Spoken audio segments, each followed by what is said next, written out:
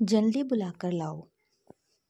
बादशाह अकबर एक सुबह उठते ही अपनी दाढ़ी खुजलाते हुए बोले, अरे कोई है? तुरंत एक सेवक हाजिर हुआ। उसे देखते ही बादशाह बोले, जाओ जल्दी बुलाकर लाओ, फौरन हाजिर करो। सेवक की समझ में नहीं आया कि किसे बुलाकर लाए, किसे हाजिर करे। बादशाह से पलटकर सवाल करने की तो उसकी हिम्मत ही नहीं थी। उस सेवक ने यह बात दूसरे सेवक को बताई, दूसरे ने तीसरे को और तीसरे ने चौथे को। इस तरह सभी सेवक इस बात को जान गए और सभी उलझन में पड़ गए कि किसे बुलाकर लाए, किसे हाजिर करें। बीरबल सुबह घूमने निकले थे।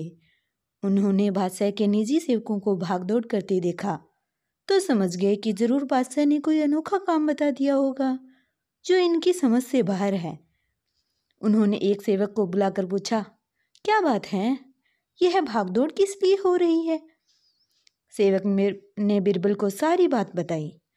महाराज, हमारी रक्षा करें, हम समझ नहीं पा रहे हैं कि किसे बुलाना है। अगर जल्दी बुलाकर नहीं ले गए तो हम पर आफत आ जाएगी। बीरबल ने पूछा, यह बताओ कि हुक्म देते समय बादशाह क्या कर रहे थे?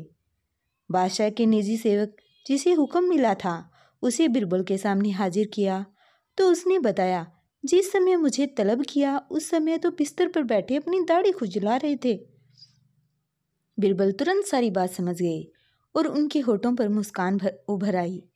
फिर उन्होंने उस सेवक से कहा, तुम हजाम को ले जाओ। सेवक हजाम को बुला लाया और उसे बादशाह के सामने हाजिर कर दिया। बादशाह सोचने लगे, मैंने इसे यह तो बताया ही नहीं था कि किसे बुलाकर लाना है, फिर यह हजाम को लेकर कैसे हाजिर हो गया?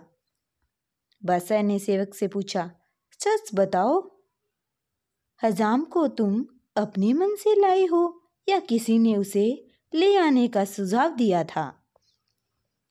सेवक घबरा गया, लेकिन बताए बिना भी तो छुटकारा नहीं था। बोला, बीरबल ने सुझाव दिया था जहाँपनाह। बादशाह बीरबल की बुद्धि पर खुश हो गया।